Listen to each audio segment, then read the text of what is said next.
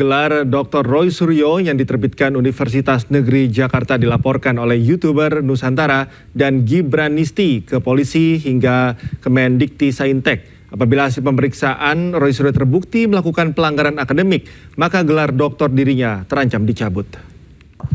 Inilah ijazah asli yang saya dapatkan dari Universitas Negeri Jakarta sah. Di sini ada embosnya.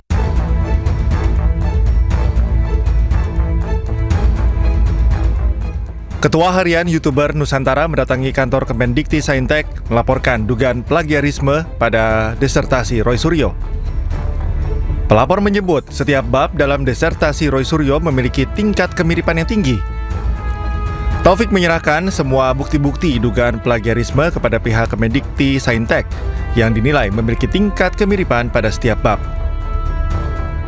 Perlu kami tegaskan bahwa hari ini adalah rangkaian dari komitmen saya dan teman-teman untuk kemudian melakukan penelusuran terkait pelanggaran akademik yang dilakukan oleh saudara RS.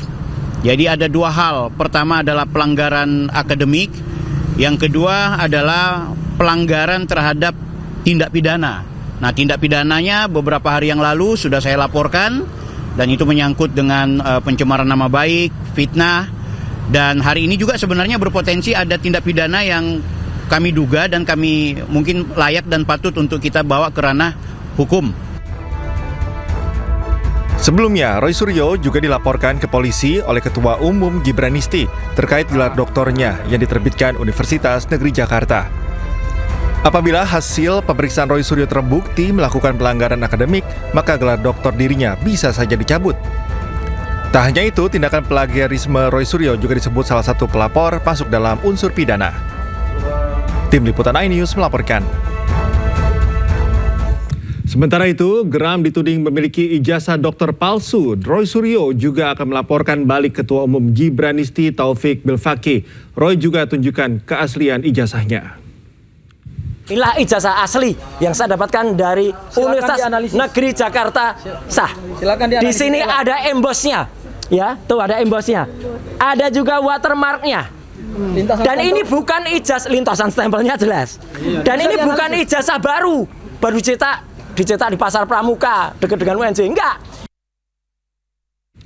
Pemirsa, Roy Suryo lagi-lagi ajukan pra-peradilan terkait kasus ijazah Jokowi. Pra-peradilan ketiga Roy kini berisi ganti rugi ke Polda Metro Jaya terkait penanganan hukum kasus ijazah Jokowi.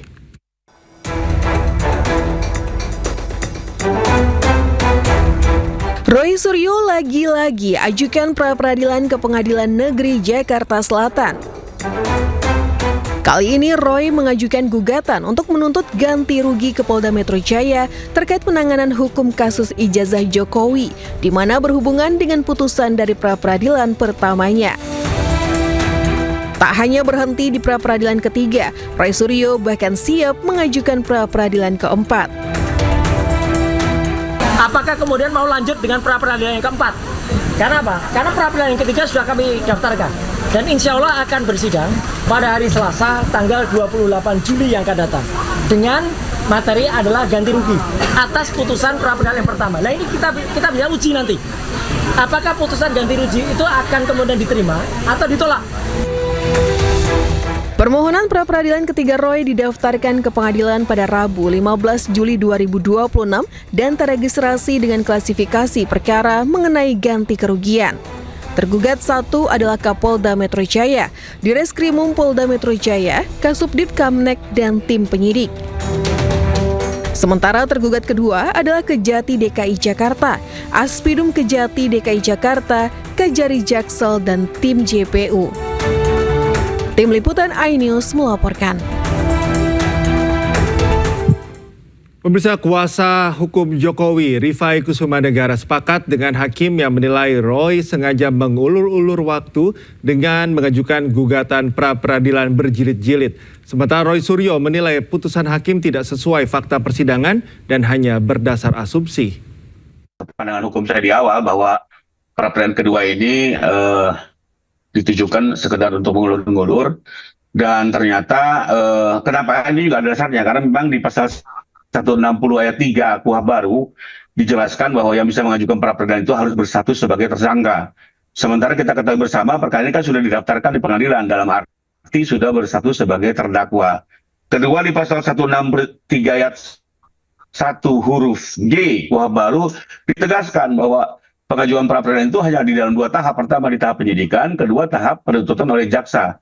Sehingga jelas secara limitasi hanya bisa diajukan di dalam 2 tahap tersebut dan karena tidak mungkin diajukan di tingkat pengadilan. Yang cukup menarik adalah pertimbangan hakim ini cukup keras ya. Kalau buat saya ini cukup keras sampai menyimpulkan bahwa ditujukan untuk mengulur-ngulur pemeriksaan pokok perkara dan merupakan upaya yang tidak menghormati atau menyalahgunakan lembaga pra peradilan. Buat saya ini pertimbangan yang cukup keras dari Hakim PN Jakarta Selatan yang seharusnya menjadi perhatian bagi para pihak termasuk dalam mengajukan upaya pra ketiga. Jadi gini, oke, saya memaklumi apa yang diharapkan karena kan sesuai atau katakanlah senada dengan tadi hakim. Tapi kan yang namanya hakim meskipun tadi dikatakan itu wakil Tuhan dan tidak bisa dianggap salah, tetap kan yang namanya pertimbangan-pertimbangan dan juga putusannya itu masih bisa kemudian kita berikan pandangan atau bahkan bisa kita laporkan kalau itu tidak benar. Kenapa? Karena pertimbangan hakim tadi ya dalam kemudian mewujudkan putusan itu sama sekali tidak melihat apa yang kemudian dilakukan atau apa yang terjadi pada fakta persidangan.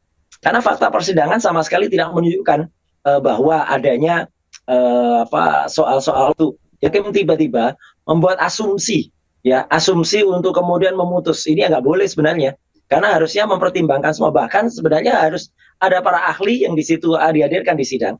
Itu harus ditanya pandangan dari ahli itu apa, baik ahli dari pemohon maupun ahli dari termohon. Tidak kemudian menggunakan asumsi sendiri seperti ini. Nah, kalau menggunakan asumsi sendiri seperti ini, nah ini bisa juga kemudian nanti kalau ada masyarakat yang kemudian mempertanyakan, bahkan mengadukan hakim ini ke KY misalnya, ke Komisi Yudisial. Itu mungkin saja. Karena apa yang tadi disampaikan, itu kayak jaka sembung Mbak gitu. Jaka sembung Mbak Golok, jadi sama sekali nggak nyambung dengan fakta persidangan. Kita tunggu saja deh nanti langkah selanjutnya. Tapi yang jelas, pra peradilan yang ketiga, itu sudah menjadi konsekuensi dari putusan pra peradilan yang pertama. Jadi kalau ini kemudian ditolak, nah ini malah lucu lagi. Jadi artinya buat apa lembaga pra peradilan kalau kemudian pra peradilan itu dikhususkan untuk menguji sebelum dilaksanakan sidang pokok perkara.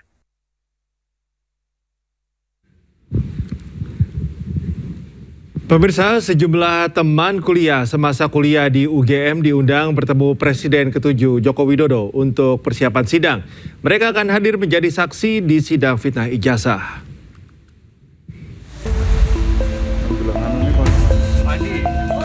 Andi Aswan, Ketua Umum Relawan Militan Gibran Nusantara menyambut sejumlah teman semasa kuliah di UGM Joko Widodo. Senin pagi, 8 orang teman-teman seangkatan Fakultas Kehutanan termasuk Mulyono diundang untuk menemui Joko Widodo di rumahnya di Sumber, Solo, Jawa Tengah. Reuni kecil ini sekaligus persiapan sebelum mereka hadir di sidang fitnah ijazah dengan tersangka Roy Suryo dan Dr. Tifa. Reuni Pak, ada temennya seneng ya Pak ya? Mempersiapkan diri dan rekan-rekan saya seangkatan. 15 teman masa kuliah Jokowi mengkonfirmasi akan hadir dan menjadi saksi di persidangan dugaan fitnah ijazah. Dari Solo, Jawa Tengah, Septiantoro, iNews melaporkan. Pengamat kebijakan publik Bonatua Silalahi mempermasalahkan legalisasi fotokopi ijazah Jokowi. Menurutnya banyak hal yang tak terpenuhi dalam ijazah tersebut.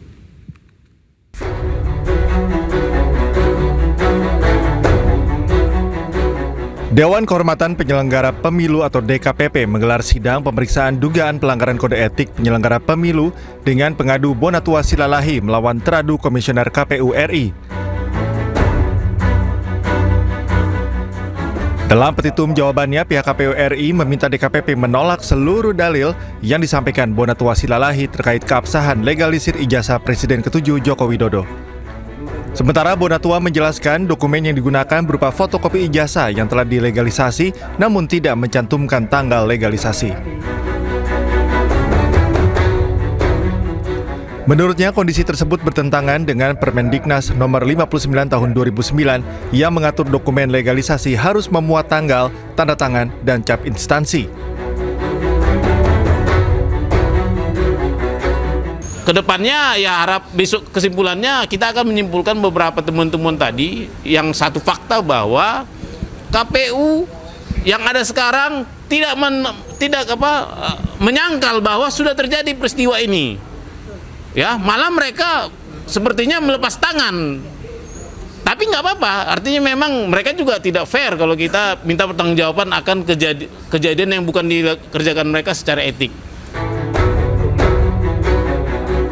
Selain itu, Bonatua juga menuding pihak KPU RI tidak menelusuri maupun memperbaiki arsip meski dirinya telah mengajukan permohonan resmi kepada KPU.